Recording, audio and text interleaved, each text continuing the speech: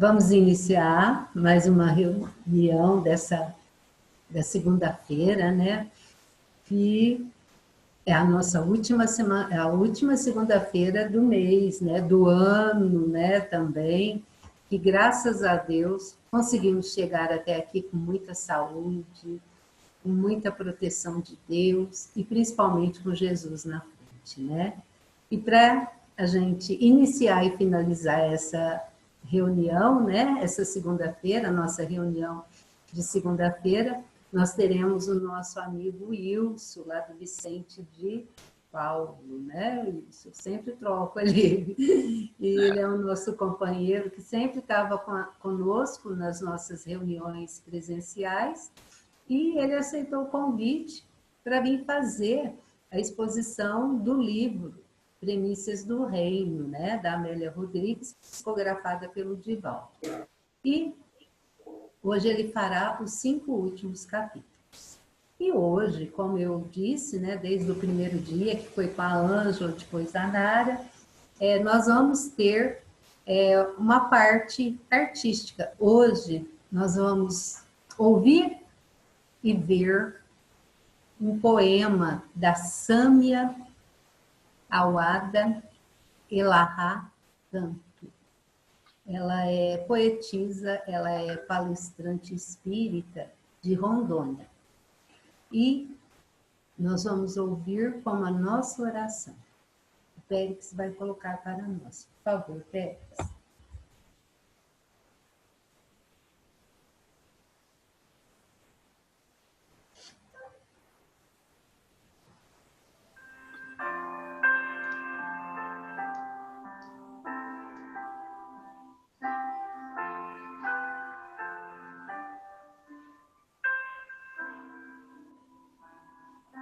Quando a história cedeu-te o lugar e a natureza a ti se curvou, quando a estrela, ao te admirar, correu ao mundo para anunciar que em meio ao caos florescia o amor, estranha brisa acalmou os tormentos que assolavam os pobres mortais, como se em canto, se mágico alento amenizasse cruéis sentimentos e por um tempo os guindasse a paz.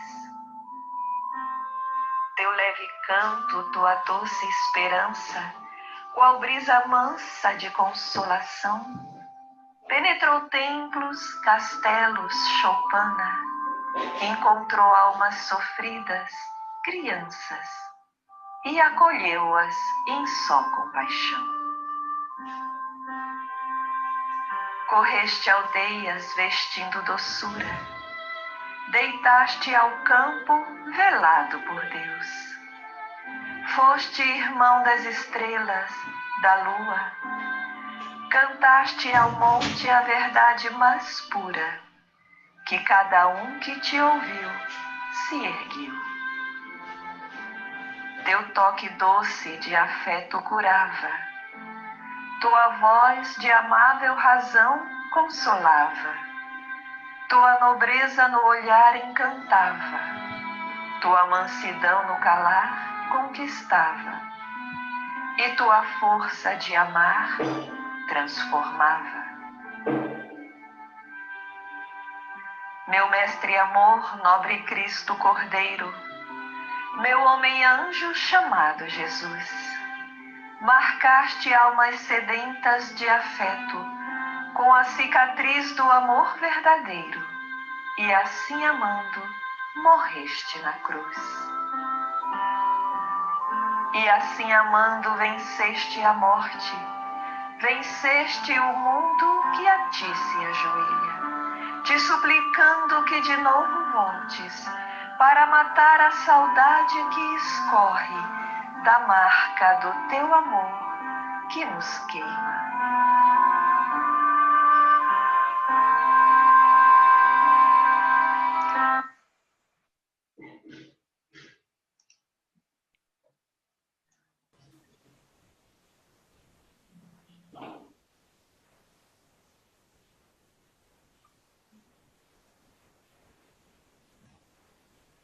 Então, lindo poema, né? Bonito para poder iniciar esse livro que é maravilhoso, que é Primícias do Reino. Wilson, os seus slides chegaram aqui, o Pet está organizando aí para nós. A hora que você quiser que coloque, é só você avisar, tá bom? Então, para iniciar essa noite, não vamos perder tempo, né? Porque o Wilson, quando começa a falar de Jesus, tem muita coisa aí para nos contar sobre as premissas do reino, né? E vai finalizar o último capítulo que combina tudo, que é Jesus. Seja bem-vindo, Wilson. Fique à vontade, que os bons amigos espirituais te ampare e te ilumine na sua exposição, que você consiga transmitir tudo aquilo que você preparou com tanto amor e carinho. Seja bem-vindo. Boa noite a todos os amigos da Nova Era, né, do nosso Centro Espírita Esperança e Fé. Eu agradeço o convite que a Tânia me fez, essa grande oportunidade. Então, é com alegria que eu estou aqui para que a gente possa conversar um pouco a respeito do nosso Mestre Jesus. E realmente esse livro é um grande presente, né, lê-lo nessa época do ano. Então, vamos lá. Nós temos hoje os 5 últimos capítulos, né? Falando sobre a família de Betânia, sobre a Rede Viva de Magdala, um outro capítulo com o título Ide e Conquistai a Terra, Simão Pedro, Pedra e Pastor, sobre Jesus e algumas coisas que constam no pós-fácil do livro. Então, iniciando o capítulo A Família de Jesus, a família de Betânia, pode mudar, pode passar para o próximo. A família de Betânia é interessante, Natânia, porque o ano passado, quando nós estudamos aquele livro do Espírito Ivone Amaral, o capítulo que coube a mim foi justamente o capítulo que, embora não tivesse esse título, mas falava também da família de Betânia. Então, é muito interessante. Aperfeiçoar, né? Aperfeiçoar. Então, a Amélia Rodrigues, ela inicia descrevendo o cenário daquela região de Betânia, que era um cenário que contrastava com o restante com a Judéia, porque ali era uma região mais verdejante, mais alegre, a vibração, digamos assim, daquela região completamente diferente da que havia em Jerusalém, onde existiam muitos conflitos, muita perseguição. Ali era uma aldeia singela, né? Um lugar aconchegante. Ela descreve também a casa da família, né? Lázaro, Marta e Maria, e que, por tudo isso, ali era um agradável refúgio após as afadigantes jornadas de Jesus e seus discípulos. Então, ela coloca que, como a gente usa o termo, né? Vira e mexe, eles iam para lá para fazer uma visita, para permanecer um tempo ali naquela casa, junto àquela família, para o seu descanso. E a Amélia Rodrigues fala que mesmo sendo o mês de outubro do ano 29, que era um período das tempestades, né, da natureza, que mesmo assim o cenário ali era muito bonito, né? Era uma paisagem sempre visível à distância. Então é muito interessante, né, o que ela descreve daquela região. Podemos seguir? Então, enquanto havia ali naquela região toda essa amizade, né, toda essa vibração positiva, em outros locais Jesus era sempre perseguido, havia ódio por parte de alguns em relação a ele. E aí a Amélia nos diz que Jesus sabia que os homens são meninos espirituais, que o ódio é simplesmente consequência do amor atemorizado, a gente lembra aqui do nosso Chico, né, que dizia que o ódio é o amor que adoeceu. Então, Jesus tinha essa compreensão, né? Meninos espirituais, significa eles vão crescer, vão se tornar homens espirituais. Pode demorar, mas vão se tornar. Contrastando com toda com essa vibração de ódio, de perseguição que havia em outras regiões, Lázaro, Maria e Marta, eles representavam o atestado de amor, porque haviam também aquelas pessoas que já praticavam amor, não só ali em Betânia, mas em toda a Judéia. Lázaro, Maria e Marta, eles amavam Jesus e diziam-no abertamente. Eles não tinham medo de falar a respeito de Jesus. Então, quando Jesus chega com seus apóstolos àquela casa, né, nessa passagem, Jesus diz a Lázaro, paz se faça nesta casa. E Lázaro responde, paz convosco, mestre. Em seguida, eles se abraçam e Lázaro dá um beijo no rosto de Jesus. E aí nós temos aquela passagem narrada no Evangelho de Lucas. Jesus entra com seus discípulos, ele dá sequência à conversa dele com Lázaro, né? Falando a respeito dos acontecimentos em Jerusalém. E à medida que ele está conversando ali, Maria vem e senta-se diante de Jesus, né? Senta-se no chão, aos pés de Jesus, para ouvi-lo falar.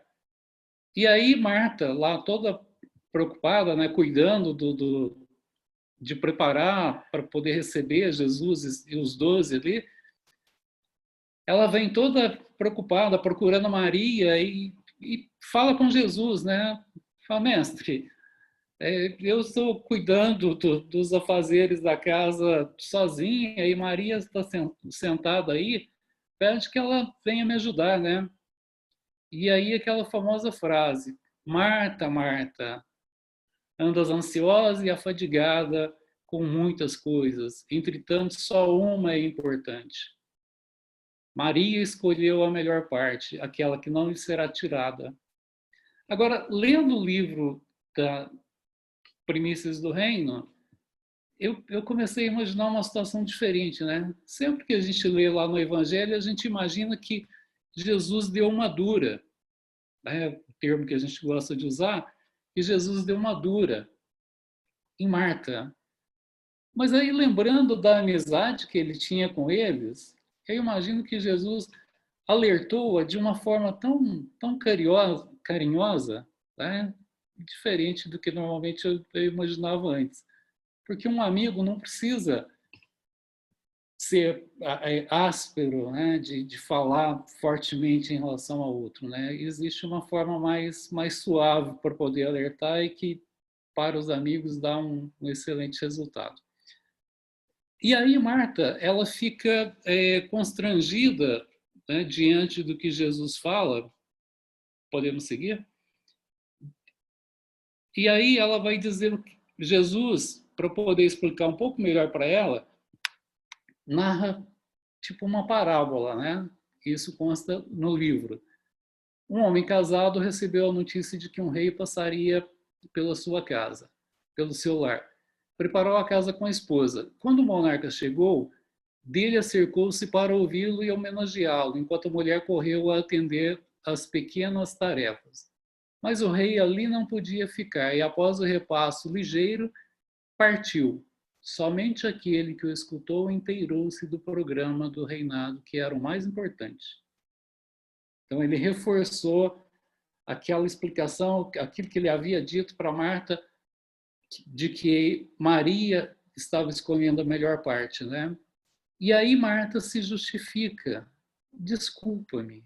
São os velhos hábitos muito arraigados. E aqui a gente para refletir quantos desses hábitos muito arraigados nós estamos trazendo conosco e que dificultam a nossa verdadeira reforma íntima. A gente fala tanto em reforma íntima dentro do movimento espírita, né? Dentro das casas espíritas, dos nossos estudos. Será que a gente não continua preso aos velhos hábitos que são hábitos que a gente traz não apenas dessa reencarnação, mas de inúmeras reencarnações. Então, aqui Marta coloca isso, né? Ela se abre para Jesus para se justificar. E aí Jesus prossegue: para atingir a plenitude, só uma coisa basta: espírito de luta capaz de arrebentar as velhas algemas e, renovado, entregar-se totalmente às coisas do Pai Celeste. Então, nós precisamos estar atentos na nossa caminhada evolutiva em relação a essas velhas algemas, né? Algemas que nos prendem a esses velhos hábitos. E à medida que nós nos renovarmos, nós precisamos ter consciência da necessidade de nos entregarmos totalmente às coisas do Pai Celeste. Os vencedores do mundo, prossegue Jesus, enquanto vivem, estão inquietos, e quando atravessam o umbral do túmulo, estão sempre vencidos e sofredores, atados às amarras da retaguarda. Quando ele fala de os vencedores do mundo, né, são aqueles que vencem aqui com base nos conceitos mundanos, os conceitos de sucesso, né, sucesso nos negócios e por aí vai. Somente os que conseguem vencer o mundo e suas alucinações ascendem verticalmente no rumo da glória espiritual sem infortúnio algum. A gente lembra que Jesus disse aquela frase, né? Tenha de bom ânimo. No mundo tereis atribulações. Tenha de bom ânimo. Eu venci o mundo. Então, a expressão vencer o mundo é diferente da de vencedores do mundo. Aqui é vencer as distrações que a matéria nos oferece. Por essa razão, o Filho do Homem não possui pedra para repousar a cabeça, embora as aves do céu tenham ninhos e as serpentes e os lobos possuam covis. Essa é uma passagem muito conhecida, né, nos evangelhos, que Jesus ele não se preocupava em ter uma casa para morar, um lugar para poder dormir, que lhe bastava uma pedra para poder descansar a cabeça, né? Desdenhando todas as coisas, a uma apenas se atém: amar a todos indiscriminadamente, a fim de que o reino de entendimento, em perfeita comunhão de ideias, prontamente se estabeleça entre as criaturas da Terra. Então, mais uma dica, né? Mais um ensinamento que Jesus está colocando aqui. A gente vê isso em tantas passagens do Evangelho. Amar a todos indiscriminadamente. Então, aqui a gente não pode ter preconceito, né, em relação a diferentes religiões, a escolhas que as pessoas façam. Tanto é que Jesus nos disse que nós devemos amar, inclusive, os nossos inimigos. Seguindo. E aí João indaga: Senhor, demorará muito a chegar essa hora do entendimento humano? Jesus responde a João: as sementes estão sendo lançadas nesses dias, né, naquela época. A floração e a colheita pertencem a nosso Pai. Semeamos todos, amando-nos uns aos outros, incansáveis e sem pressa, e fascinados pela verdade. Avancemos resolutos, pois que só isso realmente é necessário. Então, aqui, né, traz para a gente mais essa mensagem, mais essa orientação, que nós procuremos semear, sem nos preocuparmos com a colheita no dia de amanhã. Não adianta a gente ficar preocupado demais, gastar muito tempo com essa preocupação, com essa ansiedade pelo amanhã, se nós não semearmos hoje. E esse semear, mais uma vez ele reforça, né? Amando-nos uns aos outros, incansáveis e sem pressa. Então, essa aí é a passagem que nós temos, né, no capítulo que fala da família de Betânia. Obviamente, tem muito mais coisas nesse capítulo, né? Isso já foi reforçado por todos aqueles que estiveram apresentando o estudo aqui ao longo desse mês de dezembro. E nós procuramos trazer aqui uma síntese, e eu procurei me atentar mais aos diálogos que existem em cada um dos capítulos, onde a gente encontra esses ensinamentos, principalmente as falas de Jesus. Aí no capítulo seguinte, a Rede Viva de Magdala. Como nós sabemos aqui, né, Amélia Rodrigues se refere a Maria de Magdala, a Maria Madalena, né? Lembrando que Magdala era uma cidade e Madalena é alguém que nasceu, era alguém que nasceu naquela cidade. Ela inicia esse capítulo relatando o momento em que Maria de Magdala se encontrava à frente do túmulo do sepulcro de Jesus. A pedra havia sido removida, o sepulcro estava vazio e ela estava ali chorando, né? E isso já depois do momento em que aqueles dois seres apareceram para ela e disseram: não tenhais medo, pois eu sei que buscai a Jesus que foi crucificado. Ele não está aqui porque já ressuscitou. Maria de Magdala acreditava nisso, né? Acreditava que Jesus ressuscitaria, mas ao mesmo tempo ela temia que pudessem ter sido os judeus a terem roubado o corpo dele durante a noite. Então ela estava muito triste ali nesse momento. Podemos seguir?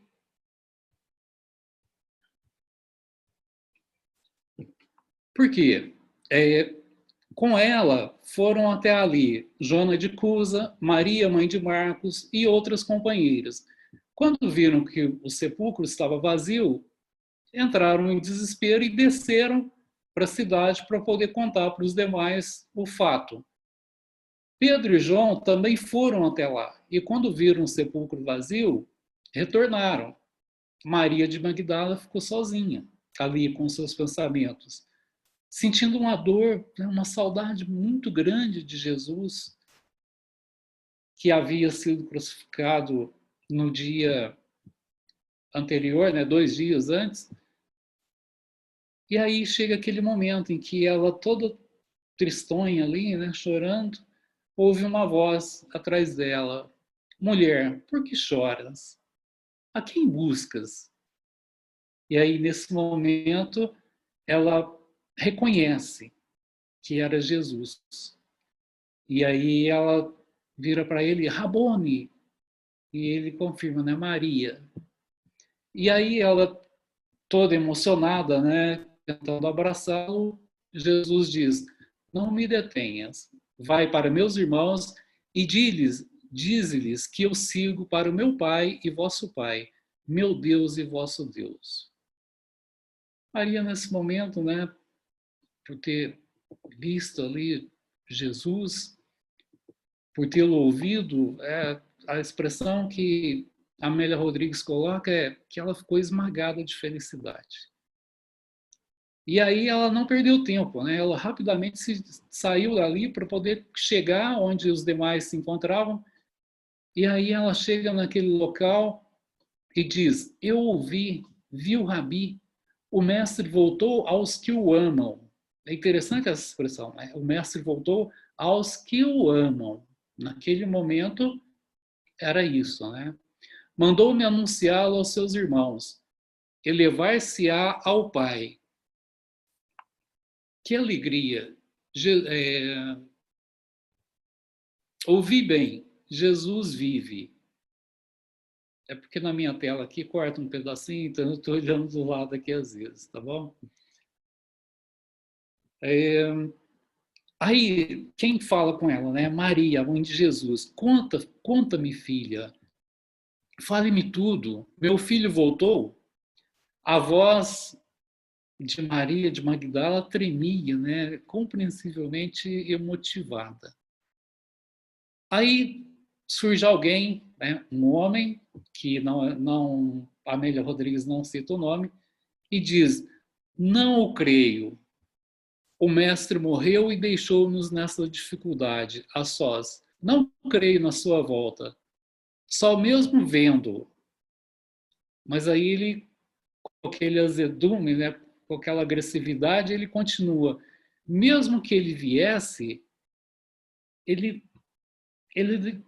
iria, se ele viesse, ele iria aparecer para Pedro, ou para João, ou para Maria, sua mãe. Ele não ia aparecer para uma mulher como essa. Né? Então, ali o preconceito em função do passado de Maria de Magdala. E aí, Maria de Magdala continua, é verdade, mesmo que não o creias, eu o vi. Apesar da minha antiga e infeliz condição, a mim me apareceu há pouco o Rabi. E ela dizia essas palavras, né, sentindo-se humilhada pelo que ela acabava de ouvir. Eu creio, filha, acrescentou Maria, mãe de Jesus. Secreto pressentimento diz-me que meu filho vive. Eu creio, porque sei que a nossa dor e saudade estão com ele, como a sua saudade se demora em nós.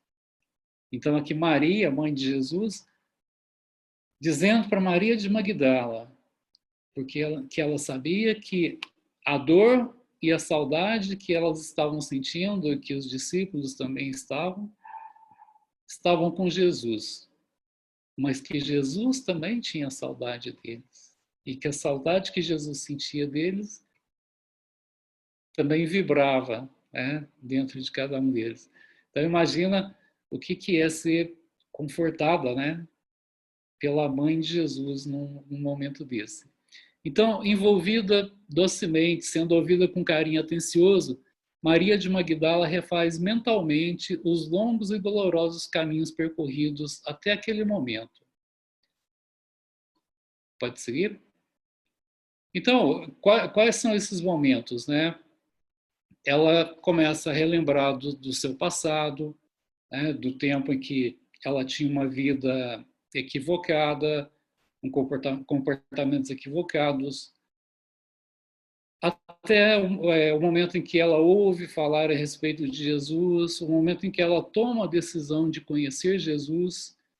E aí nós vemos aqui a imagem que existe a passagem lá no Evangelho da mulher que entrou na casa de Simão, fariseu, que estava oferecendo um jantar a Jesus, e ela vai até Jesus, lava os seus pés com suas lágrimas, enxuga-os com seus cabelos, e em seguida passa, perfuma, né? Joga um perfume nos pés de Jesus. Então foi ali o primeiro momento, o primeiro contato que ela teve com o Mestre. Depois, outros momentos em que ela esteve com ele, o caminho do Calvário, até o momento da crucificação. Tudo isso passa pela mente, né, pelos pensamentos de Maria de Magdala naquele instante, após ela ter ouvido as críticas daquele homem e, ao mesmo tempo, o conselho, né, o amparo de Maria, mãe de Jesus. Podemos seguir? Aí, nesse momento, ela abre os olhos, ela continuava chorando, né, diante daquelas recordações todas, e ouve novamente Maria, mãe de Jesus, dizer: bom ânimo, filha, as nossas dores estão com ele. Ou seja, Jesus vai cuidar das nossas dores, vai nos amparar. E Maria de Magdala continua: eu o vi, mãe. E ouve: creio, filha, creio sim, sei que meu filho vive. A partir desse momento, né, relatado por Amélia Rodrigues, a autora espiritual segue nos dizendo que Maria de Magdala percorria toda a Galileia após essa passagem, e após também aquela última aparição que acontece de Jesus diante dos discípulos e de algumas mulheres. E ela tinha um coração muito bom, mesmo antes, quando ela tinha uma equivocada, ela já auxiliava os necessitados. Então, ela começa a fazer esse trabalho de auxiliar aqueles que necessitavam, até que ela se sente tocada mais diretamente em relação aos leprosos. E aí ela toma a decisão de dedicar a sua vida para cuidar deles. E vai viver com eles num lugar que era chamado de Vale dos Imundos.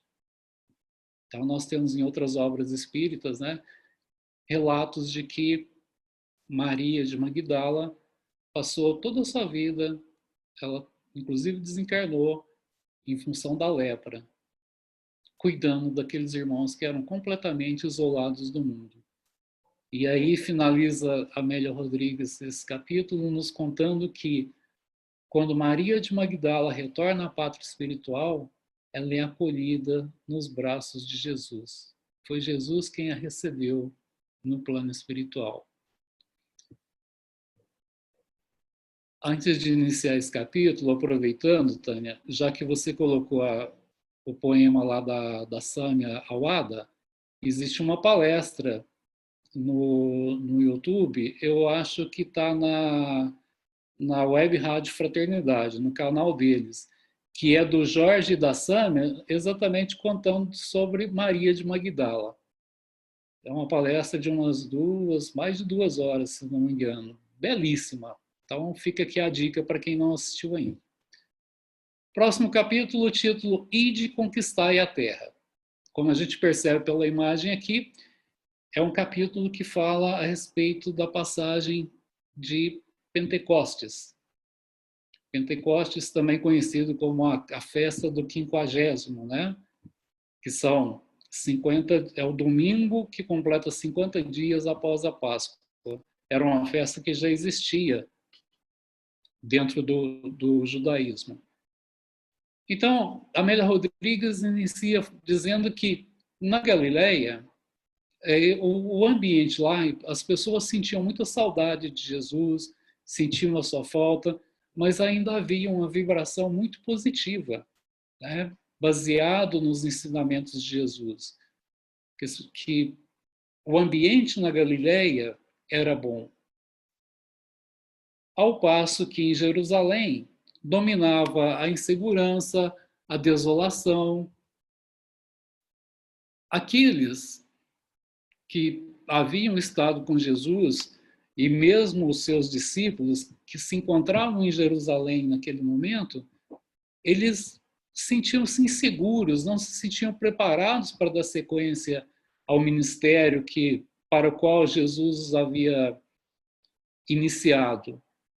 E naquele momento, né, eles estavam reunidos, naquele dia eles se sentiam mais saudosos do que nos dias anteriores. E tinham a impressão de que alguma coisa estava para acontecer.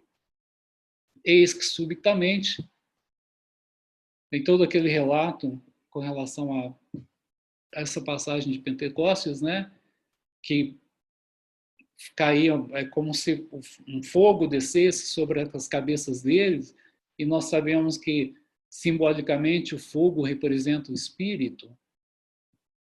E, a partir disso, todos eles foram cheios do Espírito Santo, começando a falar em outras línguas. Ora, essas pessoas, né, esses discípulos, eram pessoas muito simples. Eles eram da Galileia, e lá na Galileia era praticamente um dialeto. Então, até aquele momento, quando eles falavam para alguém ali em Jerusalém, era como se fosse um estrangeiro, né? As pessoas não conseguiam compreendê-los muito bem. E a partir daquele momento, eles começam a falar em outras línguas, que nós sabemos que é o fenômeno da xenoglossia. Nós sabemos que alguns autores espíritas colocam que Pentecostes foi o maior evento mediúnico da história da humanidade. Pelo número de pessoas que envolveu, por tudo que surgiu a partir dali. Podemos prosseguir? E aí, aqueles que não acreditavam, né? Porque vamos relembrar que eles estavam em Jerusalém, e ali em Jerusalém era onde era o centro dos doutores da lei, dos escribas, dos fariseus. Eles começaram a criticar. Não são galileus esses que assim nos falam? Como se assim orearam dos nossos idiomas tão diversos e tão complexos? E aí muitos davam gargalhadas, zombavam deles, né? Mas eles, incorporados pelos espíritos superiores, os embaixadores de Jesus, eles pregavam transfigurados, né? E naquele momento eles estavam dando começo à nova era do espírito imortal, que já havia sido inaugurado por Jesus no momento da sua primeira aparição para Maria de Magdala, lá diante do seu sepulcro vazio, porque ali ele apareceu em espírito. O Consolador se derrama como primícia, tendo em vista o futuro longínquo, em que um dia traria de volta ao mundo e ao homem conturbado a mensagem de vida, verdadeiro renascimento do cristianismo puro, profético e regenerador. Aqui Amélia Rodrigues se refere à doutrina dos espíritos. Quando ela fala, tendo em vista o futuro longínquo, em que um dia traria de volta ao mundo o verdadeiro, a mensagem de vida, verdadeiro renascimento do cristianismo puro, profético e regenerador. Podemos seguir? E naquele momento em que muitos zombavam, eis que Simão Pedro, que sabemos era um simples pescador e certamente tinha dificuldade, né, para poder se comunicar com todos aqueles que ali de Jerusalém. Simão Pedro começa a falar com eles: varões judeus e todos os que habitais em Jerusalém, estes homens não estão embriagados como vós pensais, sendo a terceira hora do dia. Isso é o que foi dito pelo profeta Joel. Então, Simão Pedro faz com que eles se lembrem do que já constavam nas escrituras que eram seguidas dentro do judaísmo. Então, o que o profeta Joel havia dito? Nos últimos dias acontecerá, diz Deus, que do meu espírito derramarei sobre toda a carne. Vossos filhos e vossas filhas profetizarão. Vossos mancebos terão visões. Os vossos velhos sonharão. E também do meu espírito derramarei sobre os meus servos e minhas servas naqueles dias, e eles também profetizarão.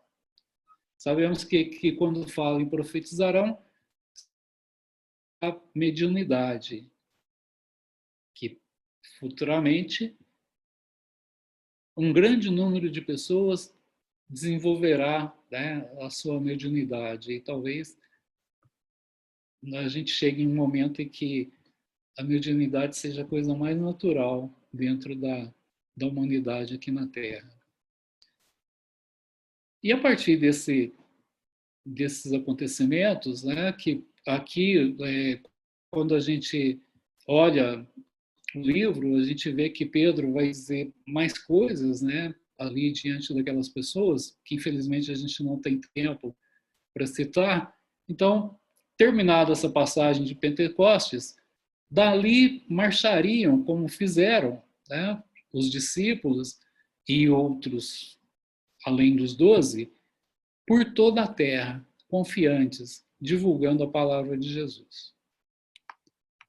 O próximo capítulo, que é o penúltimo, nós temos aqui Simão Pedro, pedra e pastor.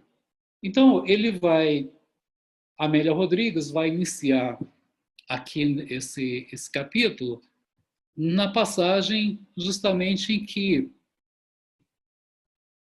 Jesus, o Pedro e mais alguns amigos, né, discípulos, estavam ali pescando novamente, retomando a vida de pescador. E eles estavam frustrados porque não haviam conseguido pescar nada. E de repente eles avistam aquela figura a uma distância, às margens do lago, que diz para eles: lançai a rede para a banda da direita do barco. Você pode adiantar aí, Péricles. E ao fazerem isso, né, a gente vê lá, a gente conhece lá do Evangelho que quando eles fazem isso, que eles têm uma pescaria de grande sucesso, né? As redes ficam repletas de peixes. E eles estavam retornando e Pedro reconhece Jesus à distância. E quando Pedro reconhece que é Jesus que estava ali à margem, e aqui só relembrando, né, Jesus já havia sido crucificado nessa passagem, então é mais uma aparição de Jesus em espírito. Quando Pedro reconhece Jesus, ele fica todo alegre, né, todo feliz, empolgado, e ele nem espera o barco chegar à margem, né? Ele se atira ali sobre as águas e vai nadando ao encontro do seu querido mestre. E aí os demais chegam com um barco, Jesus apanha um peixe, coloca para assar na brasa e convida-os para que eles pudessem comer juntos. Enquanto eles estão ali fazendo a sua refeição juntos, podemos mudar, começa o diálogo de Jesus com Simão Pedro. Simão, filho de Jonas, amas-me mais do que estes? Sim, Senhor, tu sabes que te amo. Apacenta os meus cordeiros. Aqui a Amélia Rodrigues coloca o termo cordeiros. Bom, Pedro, ele sentia-se fraco, né, em função de tudo que havia acontecido nos últimos dias ali. Fazia pouco tempo que Jesus havia sido crucificado, tudo aquilo que aconteceu. Como que ele fica pensando, como que ele poderia apacentar ovelhas? Aí Jesus repete, Simão, filho de Jonas, amas-me? Aí Pedro já um pouco entristecido, porque ele havia dito que amava, e Jesus pergunta novamente, sim, Senhor, tu sabes que te amo. Apacenta as minhas ovelhas. E aí prossegue Jesus, né? Pela terceira vez. Simão, filho de Jonas, tu me amas? E aí Pedro, já em lágrimas, Senhor, tu sabes tudo. Tu sabes que te amo, que te dei a vida. Tudo tu sabes. Tudo que tu sabes. Quando ele diz te dei a vida, ele deixou a vida que ele tinha para poder seguir Jesus como seu discípulo. Né? Então, apacenta as minhas ovelhas. E aí Jesus vai reforçar para Simão neste momento. Quando eras mais moço, te cingias a ti mesmo e andavas por onde querias. Mas quando já fores velho, estenderás as tuas mãos, outro te cingirá e te levará para onde não queiras. Ou seja, na vida passada de Pedro, né, antes de ser discípulo de Jesus, ele decidia, ele controlava a sua vida baseado nas suas escolhas. E a partir daquele momento, ele tinha uma missão para cumprir. E muitas coisas iriam acontecer com ele e ele já não teria a mesma condição de escolher como antes. E aí, nesse momento, volta à mente de Pedro, né, aquela noite cruel, noite de insanidade. Que noite que foi essa? A noite em que Pedro negou Jesus por 3 vezes. E aí Pedro percebe que o fato de Jesus ter perguntado por 3 vezes se ele o amava foi justamente para poder despertar na mente de Pedro aquela recordação. E aí Pedro se lembra disso e começa a se recordar de vários momentos que ele teve ao lado de Jesus, desde que o conheceu. Momentos em que ele foi enaltecido por Jesus, momentos em que Jesus precisou puxar a orelha dele, o momento da negação, o momento em que, quando Jesus vai orar no Monte das Oliveiras, Pedro dorme, né? Então, todas essas passagens. E ele se recorda de quando Jesus perguntou para ele, né? Pedro, quem dizem os homens ser o filho do homem? Na verdade, Jesus sempre dizia Simão, né? Quem dizem os homens ser o filho do homem? E aí, Simão Pedro responde que os homens diziam que o filho do homem era João Batista, que ele era o Elias, ou que alguns diziam que ele era Jeremias, ou outro dos profetas. E tu, Simão, quem dizes que eu sou? E aí Simão Pedro afirma, eu afirmo que tu és o Cristo, o Filho de Deus vivo, aquele que todos esperamos. Essa passagem nós conhecemos lá do Evangelho. E aí é um momento que Jesus vai dizer a Pedro, bem-aventurado és tu, Simão Bar-Jonas, porque não te revelou a carne nem o sangue. A expressão, o termo bar, significa filho de. Então é a mesma coisa que a gente viu nos anteriores, né, em que a Amélia Rodrigues coloca Simão, filho de Jonas. Então Simão Bar-Jonas é Simão, filho de Jonas. Eu te digo, Pedro, e aí ele mudou o termo, né? Eu te digo, Pedro, sobre esta pedra, esta verdade, verdade que acabas de proclamar. Eu erguerei a minha igreja, a igreja da verdade e da revelação do mundo invisível, porque não foste tu a falar, mas o Pai que está nos céus. E as forças do mal não prevalecerão contra ela, contra essa igreja, porque é a igreja da informação da verdade revelada. Aqui nós precisamos sempre lembrar o quê? Que igreja, que vem do grego, significa comunidade. Não significa uma instituição, tá? Que não existia naquela época, inclusive. Então não tem nada a ver essa expressão com o fato de ter sido criado posteriormente uma instituição. Quando nós vemos lá no Evangelho, né, que Paulo percorria as igrejas, eram as comunidades em cada região. Então aqui Jesus está se referindo a isso, né? As comunidades que seguiriam os ensinamentos de Jesus, que seriam baseadas nas verdades divinas. Então Pedro compreende a existência da dualidade, do bem e do mal, a incessante luta pela qual se afadigava o mestre. E continua relembrando diversos momentos. É interessante essa colocação da Amélia Rodrigues, né? Pedro compreende a existência da dualidade, do bem e do mal. Por quê? Porque se a gente for lá e isso é citado neste capítulo também, se a gente vai lá nos evangelhos, a gente vai ver que tem um momento em que Jesus fala o quê para Pedro, né? Afasta-te de mim, Satanás. Porque Pedro veio com umas conversas que estavam fora dos contextos daquilo que Jesus ensinava para eles, né?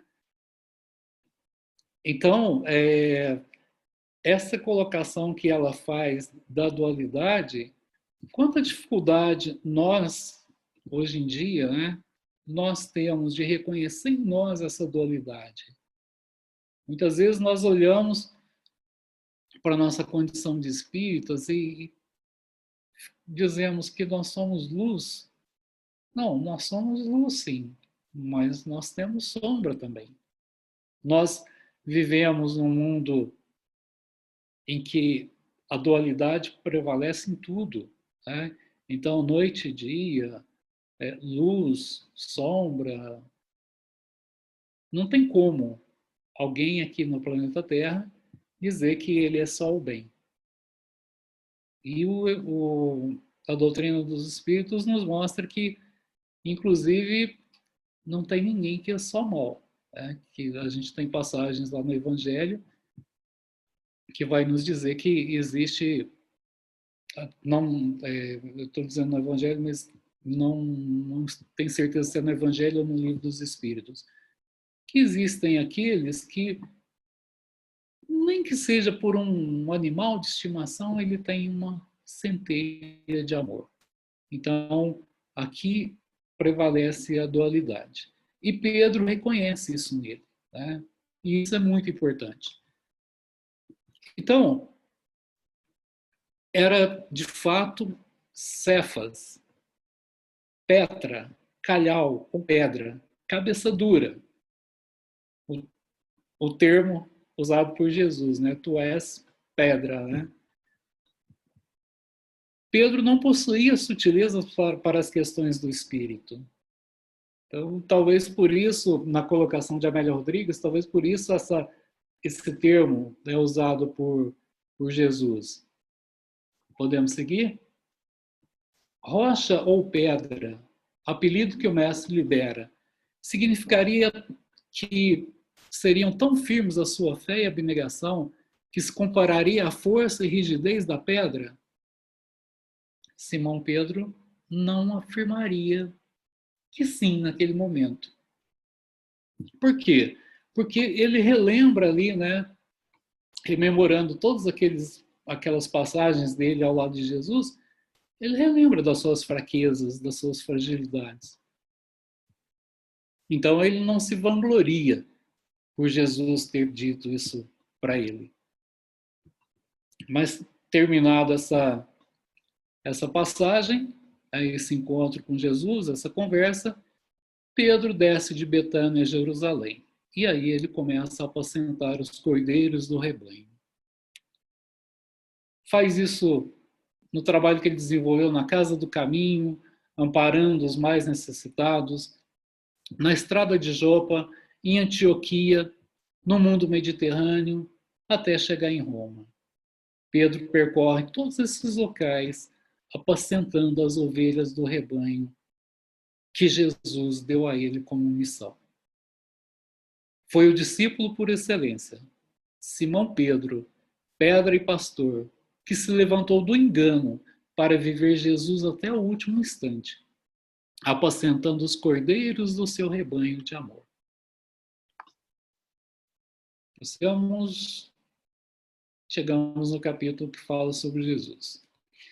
E é interessante porque esse capítulo ele é mais curto do que os demais do livro.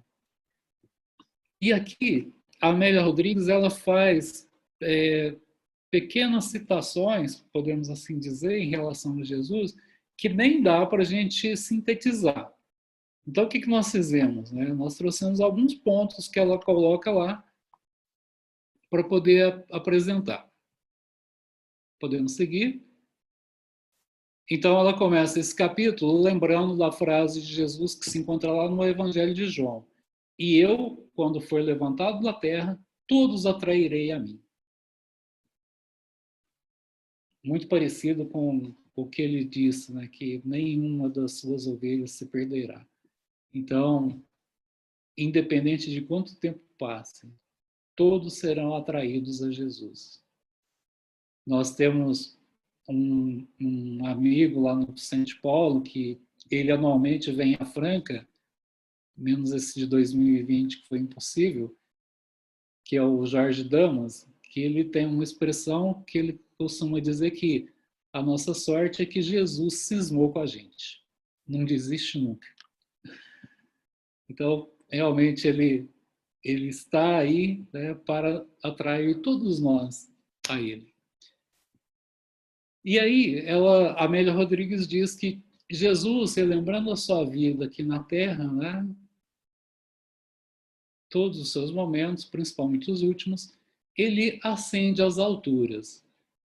Ele havia feito a sua última aparição a seus discípulos e às mulheres que participavam daquele grupo. Né? Chegando ao seu local de destino, ele é recebido por vozes angélicas que entoam glória a Deus nas alturas, paz na terra, boa vontade para com os homens. Foi dessa forma que eles saudaram o Rei excelso que chegava ao sólio do Altíssimo. Essa chegada de Jesus no plano mais elevado, após ele ter cumprido a sua missão aqui na Terra. É claro que ele foi para lá, mas ele permanece conosco, né? Nós sabemos disso. Então, a Amélia Rodrigues diz que o divino amigo, com espírito todo de confiança, abriu os braços e toda harmonia balbuciou, pensando naqueles que o seguiam através dos tempos. Aí ele faz a oração do Pai Nosso, né? Ela só coloca o início, Pai Nosso que estais nos céus. E retornando ao seio daquele que o enviou, do Pai Celestial, sem se apartar, porém, dos lutadores da retaguarda terrena, até a consumação dos erros. Eis que estarei convosco até ao fim dos tempos. Que a gente sabe que não é fim do mundo, né? Então, a Amélia Rodrigues diz que, desde então, o sofrimento e a dor encontram amparo em débeis mãos que se fortalecem ao contato do trabalho cristão. Essas mãos que seguem, mãos de pessoas que seguem os ensinamentos do nosso Mestre Jesus. Que por onde passe a hidra da guerra, semeando cadáveres e destruição, seguem posteriormente corações abnegados, atendendo à viuvez, à orfandade, o abandono, a miséria. Ou seja, Amélia Rodrigues vai mostrando aqui que, após a vinda de Jesus, sim, continua acontecendo o mal aqui na Terra, continua existindo o sofrimento, mas existe, por outro lado, a caridade, o amor ao próximo, que é praticado por vários daqueles que o seguiram e que o seguem até hoje. Não mais a impiedade se instalou na terra, nem a perseguição conseguiu pleno triunfo. Em toda parte, ele, Jesus, tem estado presente, e o simples enunciado do seu nome é vigoroso estímulo para a liberdade e a paz do espírito. Não triunfando no mundo, Jesus venceu todas as vicissitudes e estabeleceu as balizas do novo mundo na humanidade feliz, em cuja construção estamos unidos todos nós, desencarnados e encarnados, no exercício da aprendizagem e vivência evangélica. Então, a Amélia Rodrigues ela faz essas colocações falando de Jesus baseado em toda a sua vida, né? Então, são citações que ela faz mais ou menos dessa forma que estão sendo colocadas aqui mesmo. Só reforçando a importância de Jesus para a humanidade, a importância de Jesus para todos nós. E aí, nós chegamos ao chamado pós-fácio do livro. Praticamente todos os livros têm o prefácio, né? Esse tem também o pós-fácio, que é uma conclusão, né, que ela faz. Então, a Amélia Rodrigues vai dizer que essa é a história mais comovente que já se escreveu, que é o maior amor que o mundo conheceu, o exemplo mais fecundo que existiu.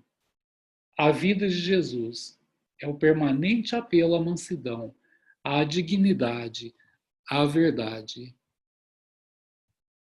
ao amor, à verdade. Amá-lo é começar a vivê-lo. Conhecê-lo é plasmá-lo na mente e no coração. A vida que comporta a história da nossa vida, eis a vida de Jesus. A perene alegria, a boa mensagem de júbilo, eis o Evangelho. No pós-fácio é bastante resumido, então aqui são tópicos assim mesmo que ela coloca, né? Enaltecendo a vida de Jesus, enaltecendo tudo aquilo que ele nos trouxe. Então, diante disso, nós podemos relembrar, né, que lá no primeiro estudo, que foi apresentado pela Ângela, ela falou para nós sobre o significado de primícias. E nós gostaríamos de destacar aqui 2 deles apenas. Primícias pode ter o significado de prelúdio, de início, mas existe um outro significado que diz os primeiros frutos que são colhidos. Então, quando nós lemos esse livro, nós percebemos o quê? Que, por exemplo, o paralítico, né, que foi curado, Natanael, mas que depois se perde, ele recebeu as primícias do reino, mas só como um prenúncio, só como um primeiro momento. Ele não colheu os frutos.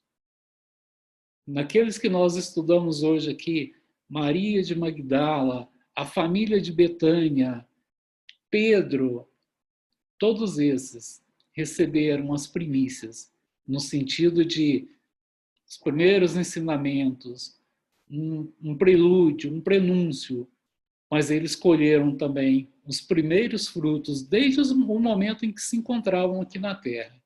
E com certeza colheram muito mais depois que partiram para o plano espiritual. Então, que nós possamos, diante desse estudo, diante de toda a mensagem que Jesus nos deixou, que nós possamos nos esforçar para colocar isso em prática. Para que, não após essa reencarnação, porque seria muita pretensão da nossa parte, pelo menos da minha, considero, né? Que seria uma extrema pretensão imaginar que eu possa desencarnar dessa vida agora e já Jesus está me recebendo de braços abertos. Mas que após muitas reencarnações, que um dia Jesus também possa nos receber de braços abertos. E que da mesma forma que aconteceu com o Lázaro, que conseguiu fazer isso aqui na Terra, recebeu o abraço de Jesus, nós possamos também ser abraçados por Ele. Nós sabemos que o caminho é árduo, que não é fácil, mas Jesus deixou na sua mensagem de que Ele está sempre conosco e que nós podemos contar com Ele. Então, que possamos contar com Jesus nesse final de ano, com Jesus no próximo ano, sempre confiando, sempre agradecendo por tudo aquilo que nos acontece. Eu agradeço mais uma vez a oportunidade de estar aqui com vocês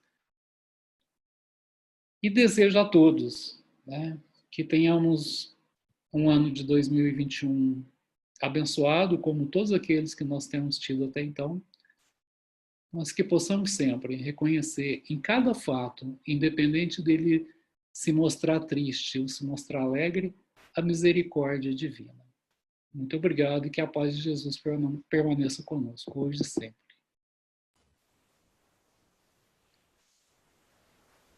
Maravilha, né? Ilse, nós te agradecemos de coração e pedimos muito que os mensageiros de Jesus possam sempre te abençoar para continuar esse trabalho que você tão bem realiza, que você gosta de fazer, que é falar sobre o Evangelho, falar de Jesus. Então, nossa gratidão. Que Jesus te ampare e esperamos contar com você o ano que vem, hein? 2021 está aí. Nós possamos trabalhar firme e viver o amor de Jesus. Eu acho que a gente não pode nem falar muita coisa agora. Nós só temos que agradecer. Vamos pensar em todas as coisas boas que nós tivemos esse ano. Essas que não foram boas foram assim, as pedrinhas que a gente teve que tirar do meio do caminho. Mas vamos pensar, vamos vivenciar sempre o amor de Jesus. Jesus, nos momentos mais difíceis, ele nunca deixava a sua luz apagar. A luz dele estava sempre acesa, a iluminar, a atender todos aqueles que o procuravam. E ele sempre com aquele amor, com aquele carinho, né? Não importava se ele estava triste, ele estava sempre alegre, sempre satisfeito. E que nesse ano de 2021, nós possamos, porque Jesus é nosso mestre, nosso guia, nosso modelo, nós possamos espelhar ainda mais em Jesus. Lembrar sempre dos nossos irmãos que ainda não conhecem o amor de Jesus, que ainda não têm Jesus em sua vida. Lembrar daqueles irmãos que ainda sofrem perseguições, sofrem injustiças, e todos eles, os nossos familiares também, possam viver no amor de Jesus. E para a gente finalizar, eu vou pedir para o senhor Adalto fazer a prece final, a prece que vai coroar essa noite, que foi uma noite assim que nós sentimos ainda mais Jesus entrando em nossos lares. Que nós possamos ter sempre a porta aberta dos nossos corações, a porta aberta do nosso lar para este nosso irmão maior, que sempre nos ampara e nos ilumina, juntamente com a sua mãezinha, Maria Santíssima. Sua Adalto. Senhor Deus, Criador do céu e da terra, poderoso é o vosso nome, grande é a vossa misericórdia. Em nome de vosso Filho Jesus Cristo, recorro a vós neste momento para pedir bênçãos para as nossas vidas. Que a divina luz incida sobre nós. Com as vossas mãos retirai todo o mal, todos os problemas, todos os perigos que estejam ao nosso redor. Que as forças negativas que nos abatem se desfaçam ao sopro da vossa bênção. O vosso poder destrua todas as barreiras que impedem o nosso progresso. E do céu, as vossas virtudes penetrem em nosso ser, dando paz, saúde e prosperidade. Abra, Senhor, o nosso caminho, que os nossos passos sejam dirigidos por vós, para que não tropecemos na caminhada da vida. Nosso viver, nosso lar, nossa saúde e nossas amizades sejam sempre por vós abençoadas. Entregamos em vossas mãos poderosas o nosso corpo, o nosso espírito, o nosso destino e principalmente o nosso trabalho, na certeza de que Deus está sempre do nosso lado, nos protegendo, nos amparando em todos os segmentos de nossas vidas. Façamos agora, de corpo e alma e coração, os nossos sinceros agradecimentos. Mais uma vez, muitíssimo obrigado, Senhor. Que assim seja.